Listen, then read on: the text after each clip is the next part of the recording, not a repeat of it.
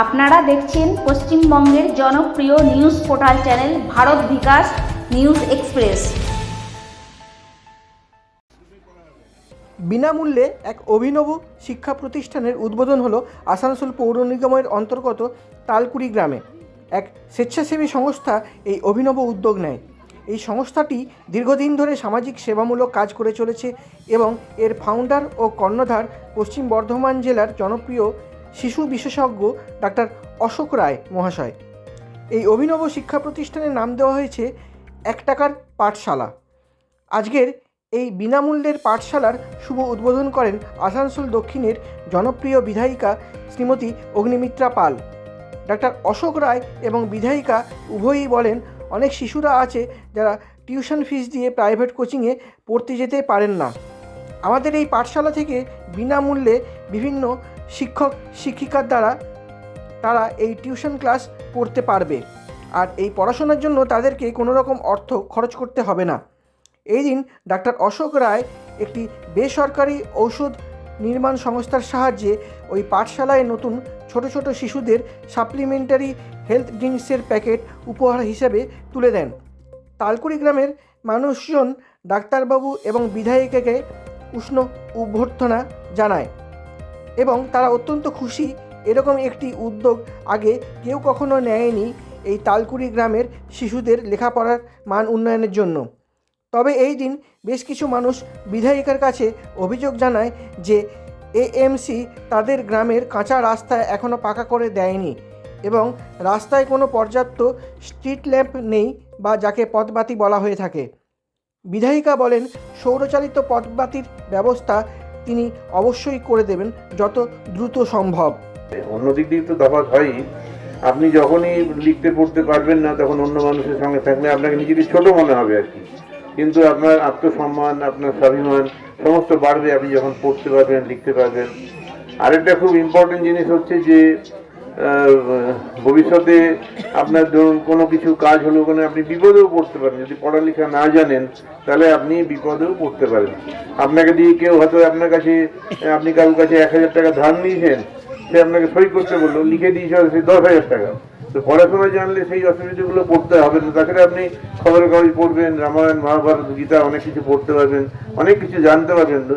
আপনার চোখের সামনে পৃথিবীটা খুলে যাবে, অনেক কিছু আপনি জানতে পারবেন আর কি।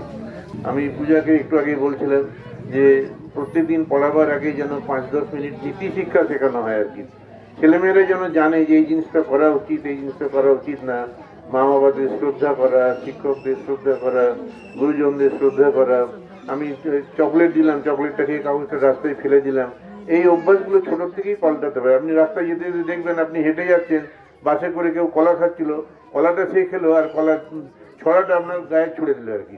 তো এই জ্ঞানগুলো আমাদের ছোটোর থেকে তৈরি করতে হবে, যাতে আমরা বড় হয়ে ভালো মানুষ হতে পারি। শুধু শিক্ষা মানে বিয়ে পাস করলাম তাই না।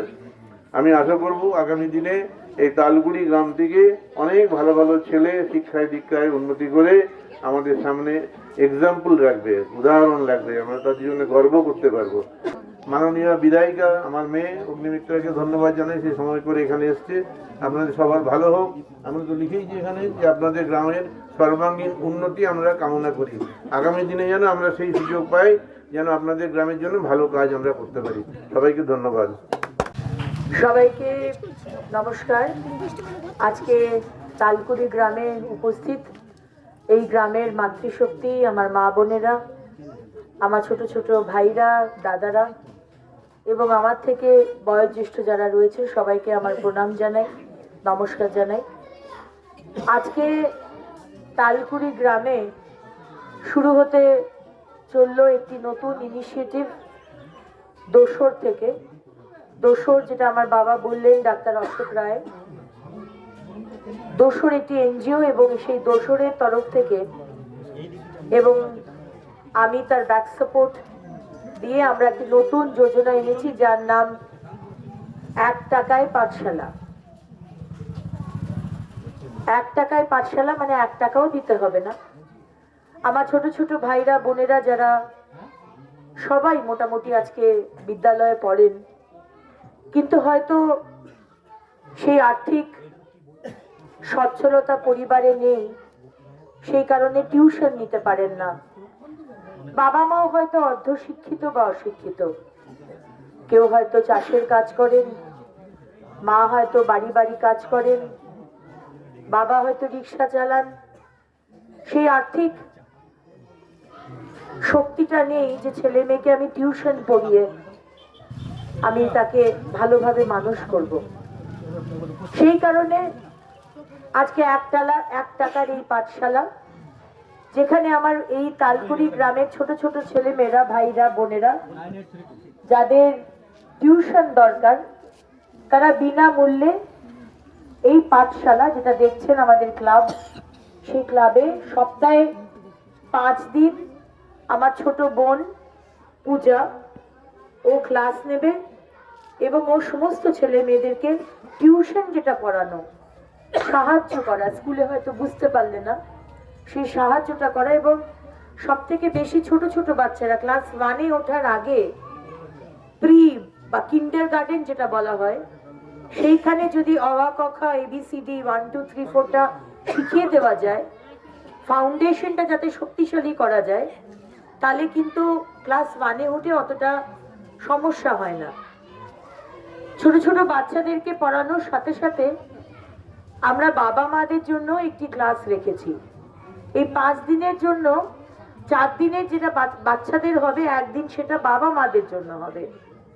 আমার বাবারা, মায়েরা, মানে আমার ভাইরা, বোনেরা যারা শিক্ষিত হতে পারেননি, যারা লিখতে পারেন না, পড়তে পারেন না বা সই করতে পারেন না, তাদের জন্য কিন্তু আমার এই ছোট বোন পূজা আপনাদেরও শিক্ষা দেবে, ক্লাস দেবে। তাই অলরেডি আমাদের এখানে প্রায় 25-এর বেশি বাচ্চা তারা নিজের নাম লিখিয়েছেন এই টিউশনের জন্য। এবং আমার আগ্রহ যে আগামী দিনে আমার ভাইরা, বোনেরা, আমার বাবা মারা যারা রয়েছেন তারাও শিক্ষিত হবেন। সবাইকে অনেক অনেক ধন্যবাদ আজকে এমন সুন্দর একটি ইনিশিয়েটিভকে এক্সিকিউট করার জন্য। দেখুন,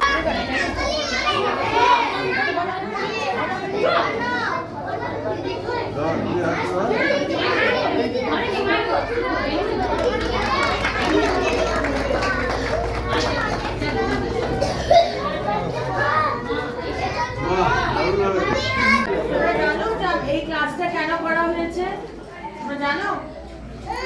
তোমরা সবাই স্কুলে পড়ো তো?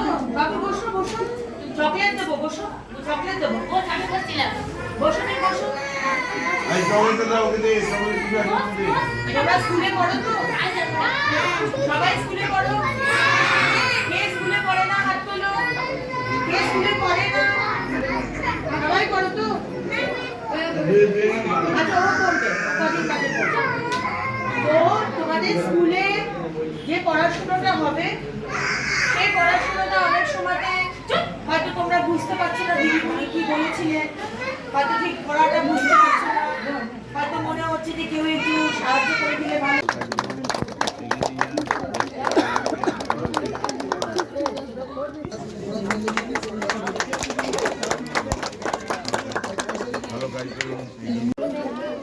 আমাদের গ্রামের সমাজসেবী যারা বিভিন্ন সেবামূলক কাজের সাথে যুক্ত থাকে, তাদের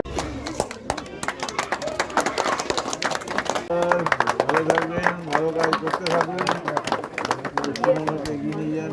পূজা মণ্ডল আজ একতলা পাঠশালায় পড়ানো হচ্ছে। যারা বাচ্চা অনাথ, যারা পড়াশোনা করতে পারে না, অভাবে সংসার, তাদের পড়ানো হচ্ছে। এখানে সব সুবিধা দেওয়া হচ্ছে। একটা পাঠশালা কোনো টাকা পয়সা লাগছে না। সপ্তাহে 5 দিন টিউশন পড়ানো হচ্ছে। ছোটো বাচ্চাদের ও বয়স্ক যারা আর নাম লিখতে পারে না, এখনকার শিক্ষার বড় শিক্ষা। আপনার নাম? আমার নাম পূজা মণ্ডল। আপনি এখানেই পড়াবেন? হ্যাঁ, এখানেই পড়াবো। কি নাম তোমার? মমিতা মণ্ডল।